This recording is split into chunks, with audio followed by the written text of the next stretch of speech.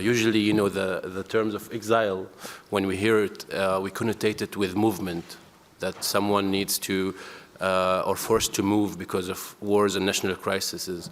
And, but in my situation, it was just a border that was, I didn't need to move at all in the occupied Golan Heights, and my home itself became disconnected from its homeland, which is Syria, and then living there was just a border, I cannot go there. I felt like, okay, it's a homeland I don't know, I never been to, it was in the 60s, but it's a homeland I fantasize with a lot. So this experience of exile somehow shaped the whole idea of the trilogy, that I said I'm gonna explore the theme of home, basically, whether it is in the past, in the present, or in the future. So I would say that shortly, yeah. We worked always, you know, I didn't do auditions, I really chose the people because of them, of their eyes, of their rhythms, and exactly this is what you see in the film. This is, I think, I was lucky to have this beautiful cast with me, and I got to know them also personally, and I'm honored to be in their life, and that they're in my life as well. And so I just want you to know that what you saw was really the real soul out in that image. And yeah, I didn't do really much, really. Well, first of all, I read it in French, and after that, I was sent the German version, and I said, I've got no idea about German. I don't know how German works. I don't speak German. And he said, yes, I know that, but don't worry.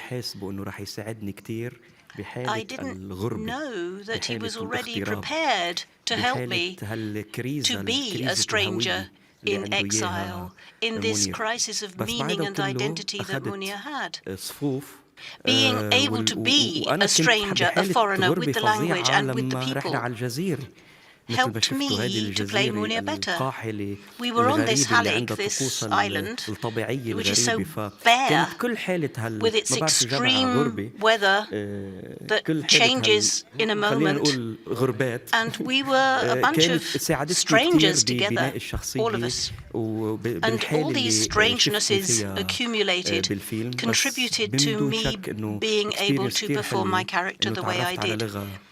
It was an outstanding experience, and I did learn a little bit of German, even if it's only a bit, but nevertheless,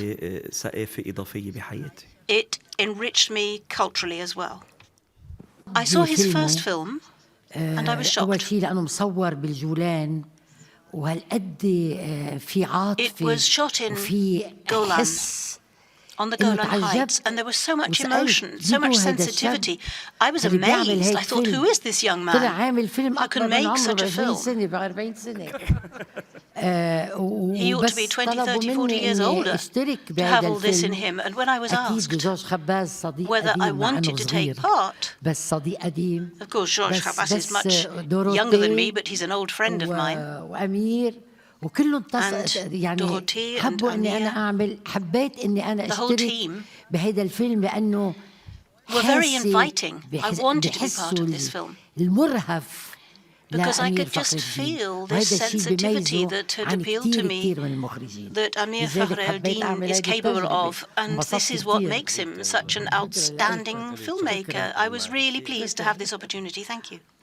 If you go back long enough in the history of everybody, we are all mixtures of something, mixtures of movements. People have been always on the move, not because they don't like, not because they have a soul of gypsy, but because there was need of moving. Survival. Yeah. And actually, the first time I met Hanna, she told me, why can't someone have two homes?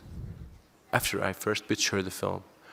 And that made me, of course, think a lot. And that's a valid question as well. But in order to have two homes, we have two choices. Whether we continue to look at each other, at the strangers, as threat, or we let go for our human experience and enjoy our humanity together and accept and not label ourselves or each other, sorry. That's how, for me, somehow what is home or the idea of two homes. Let's get out of this national identification. It's not more, it has never been anything that was blessed. It has always brought misery, trouble, wars,